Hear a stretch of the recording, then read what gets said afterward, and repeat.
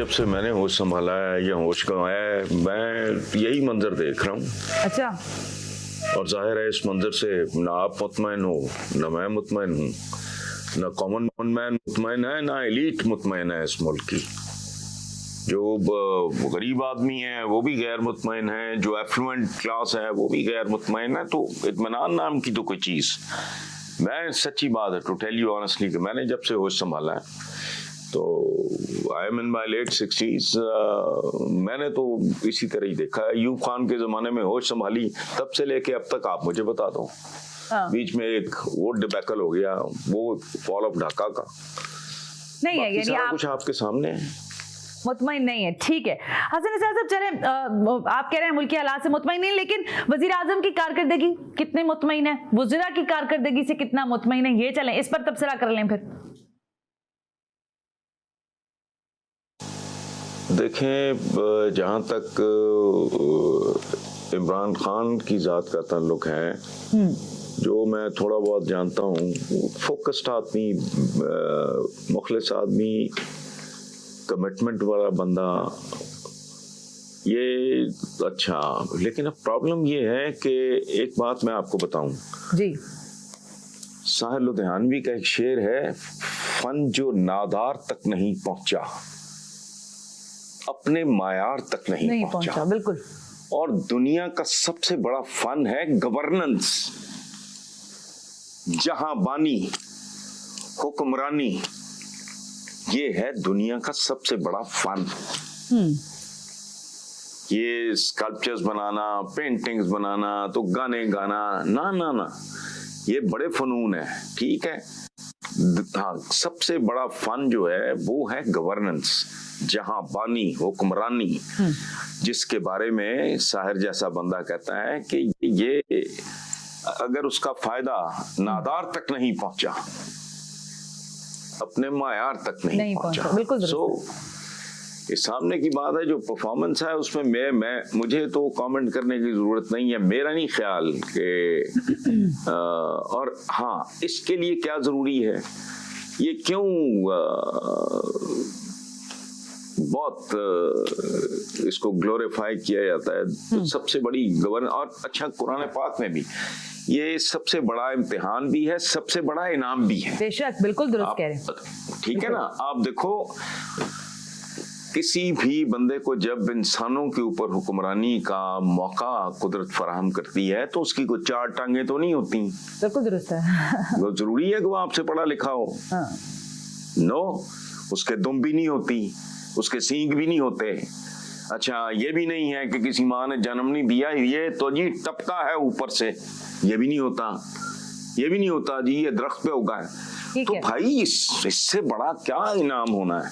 लेकिन at the same time ये जो हमारे यहाँ है कि सैयदुल कौम खादम मुहिम, कौम का सरदार उसका खादिम होता है। बिल्कुल दुरुस्त है। तो अगर खिदमत का वो हक अदा कर रहा है तो वो कामयाब है, अगर वो नाकाम, अगर वो नहीं अदा कर रहा तो वो नाकाम है। सो इस पे तो आप सवाल कभी किसी से, it's going to be very embarrassing आपके लिए भी, और जिससे आप सवाल पूछोगे ये वो वाला भी, बिकॉज हम कोई चांद या मरीख पे तो नहीं रह रहे ना। एक कॉमन मैन, क्या अच्छे खासे मिडिल क्लास के, या इवन मैं समझता हूँ, if you allow me to say that, कि अपर मिडिल क्लास के, मैं जब वॉक के लिए जाता हूँ तो ये एफ्लुएंट लोगों की बस्ती है, वहाँ ख्वातीन, मैं हैरान रह जाता हूँ कि यार ये इनको भी क्रंच है। तो अगर इनको क्रंच है तो फिर इसका मतलब है कि भाई फिर बहुत ही कोई, मेरा ख्याल है बहुत ही छोटी को परसेंटेज होगी जो कंफर्टेबल है। ठीक है हसन निसार साहब, लेकिन अभी आप जिस चीज का तज़किरा कर रहे थे ना, हुक्मरानी, तर्ज हुक्मरानी, जहान को चलाने का निजाम, उस पर फिर सवाल ये कि पाकिस्तान में मोइन कुरैशी जैसे लोग उतारे गए, शौकत अजीज जैसे साहिबान को हमने देखा, यानी 22 करोड़ में से कोई ऐसा शख्स नहीं है जो सही तर्ज हुक्मरानी को लेकर आ सके और चला सके। इसका मकसद है फिर उनमें इसी तरह किसी को लेकर आया जाएगा और फिर वही शायद कुछ कर सके। आपके ध्यान में ऐसा हो सकता है क्या मुस्तकबिल में? नहीं, नाउजुबिल्लाह, वो तो कौम के लिए गाली है, टू टेल यू ऑनेस्टली। मेरे लिए मोइन कुरैशी साहब तो बहुत मोहतरम थे, उसकी एक अपनी बैकग्राउंड है, उसको रहने देते हैं। बाकी ये शौकत अजीज वगैरह ये कौन लोग हैं? यानी किसी भी मुल्क के साथ इससे बड़ा धोखा, फ्रॉड, इससे बड़ी गाली क्या हो सकती है कि जो वजारत उज़्मा के बाद भागा तो उसने पलट के नहीं देखा। अच्छा, अब आपने एक बंदे को मुल्क का प्राइम मिनिस्टर बनाया, वो मेरिट पे काउंसलर नहीं हो सकता। ठीक है, ये तो सीधी सादी गाली है ओके अवाम को। देखो, हमारी मुल्क की जमहूरियत ये बहुत बड़ा फ्रॉड है, शैम डेमोक्रेसी कहते हैं, वो भी इसके लिए लफ्ज मुनासिब नहीं है।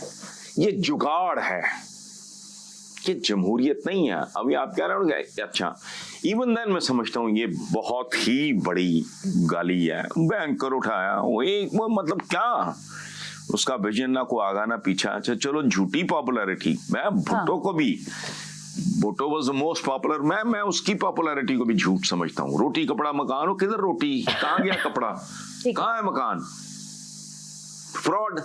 लेकिन एक ब्रिलियंट आदमी, बेसिकली अ पॉलिटिशियन, एक प्रोसेस से गुजरा हुआ आदमी, ये वो सारा, अब ऐसे ला के किसी को लल्लू पंजू को बिठा देना, वो तो इस मनसब की भी तौहीन है। और आप यकीन करो, मेरी 2-3 एम्बैरेसमेंट्स हैं एज अ पाकिस्तानी। एक हमारा इज्तिमाई किरदार, मैं उस पर शर्मिंदा हूं।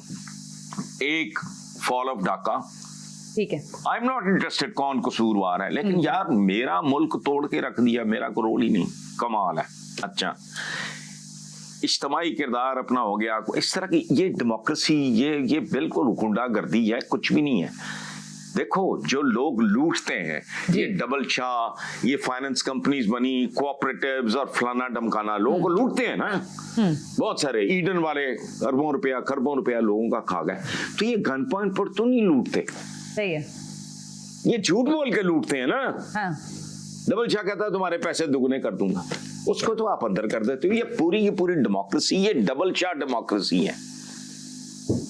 देखो, मुझे अपने अच्छे बुरे की तमीज नहीं, मेरे पैरों के नीचे जमीन मेरी नहीं, सर के ऊपर छत मेरी नहीं, मैं चौधरी की जमीन पे कुल्ली डाल के बैठा हूं।